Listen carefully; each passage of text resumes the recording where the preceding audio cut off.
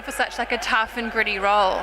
Preparing for a role like Hayley in 1% was incredibly difficult. Tell the truth, because there are women out there who are living this kind of dual life. Like in public, she's incredibly strong, but behind closed doors, she's incredibly vulnerable. Find the women drive the men throughout the film. Yeah, it was really Abby Lee and I were holding these men up.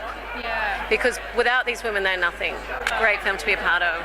I'd like to work with Helen Mirren. It was great. Yeah, it's everything you could imagine. She's an awesome lady. And so you're in an upcoming Australian film? My Brother's Nest has been nominated here. How was the Brothers' Nest, the environment working on set?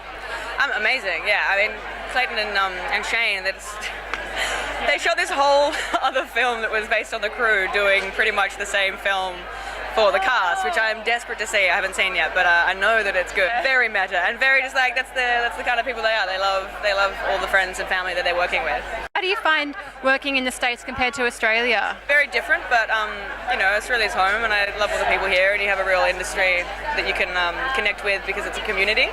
Again, America is also great because the more you work there, the more you build a community and network there as well. So, yeah. Good, you're representing Australia overseas. You've got to do what you can. Congratulations on Ladies in Black. Absolutely fantastic film. You have such a high director to look up to. So how was working with him on set? Oh, it was fantastic working with Bruce. It was a joy to work with him. Last year when we spoke here, you were about to finish Ladies in Black, you were talking about your projects, you just did Spider-Man stuff. So how do you see yourself in like 5 years more? Hoping to be 22, and maybe I'll have more dogs.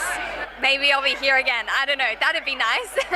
And going back to Ladies in Black, what would you say was your approach to get into character and to share the spotlight with all those amazing actresses? I had a great time working with all of the actresses. They were fantastic. It was a great ensemble cast, and I just had a fabulous time. What was harder, working on set of Ladies in Black or working next to Ryan Gosling? I think I learned something new from every job. With Ladies in Black, I was super excited to work at home again. Working with Ryan was fabulous because it was my first real American film. We're celebrating all the Australian film industry here tonight.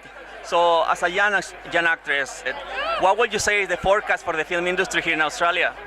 Look, I hope that Australian films keep being made and Australian stories continue to be told. I think we have such a diverse creative industry, and so I really hope to see a wide variety of films and television and stories. Who is your favorite for tonight, apart of Ladies in Black, to win? I don't know.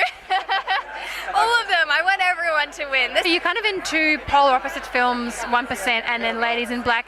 Did you kind of shoot them back to back? Pretty close actually, and coming off the back of 1%, which is in a really dark world. I think I finished at the end of it, got back and said to my let's do a romantic comedy next. How did you kind of dive into the kind of bikie culture for 1%? Were you familiar with it? Do I look like a 1% bikie? No, and so that was the challenge. I don't see myself as a really sort of alpha sort of dude, and so it was sort of getting into a headspace of that environment. I think bikies, for many of the people that are involved in them, the clubs themselves are sort of a sense of community. It's a sense of family, and what I really liked about the story is, in this really violent, dark world, at the centre of it was this love between two brothers. Can you tell us about your new project with Stan? Yeah, Bloom. Bloom's really exciting. It's really different. And so it's sort of like a dark fable, fairy tale, a really sort of surreal world. It's sort of like a Lynch sort of Twin Peaksy vibe. Have you got any upcoming project? The High Ground will come out some stage next year, which is one we shot out in Jabiru and in Arnhem Land, which is an early colonial story. Jack Thompson and Simon Baker and Aaron Pettis and David Field, and many traditional landowners. So you're into remakes of like iconic Australian texts. Why do you think now they've decided to kind of remake them?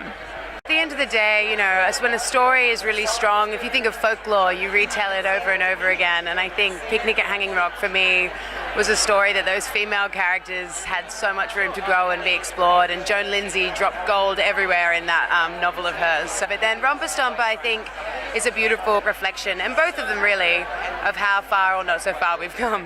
That the same conversation is still relevant, with inequality and also racism within Australia or worldwide. What was it like working with Natalie Dormer? God, heaven. She's a woman who is kind, considerate, but also just owns her space. So that's really, I think, intoxicating. Especially in Picnic at Hanging Rock, the relationship between the three girls is so important. Did you guys have that relationship off screen as well? I think so. I think that's the only way that, you know, you can sort of portray that. It's sort of this moving poem. The show's really a psychological thriller through beautiful images. So that relationship, I think, between us all outside shone through. Also with Picnic at Hanging Rock, people are always so not annoyed by the ending, but what do you think it kind of symbolises in a bigger context? I know that ending is like, there is no answer in life anyway. I feel like, you know, you can watch your certain shows where you get that little like popcorn ending that gives you that bit of satisfaction, but I think Picnic is just about the journey, like life. Yeah, very true.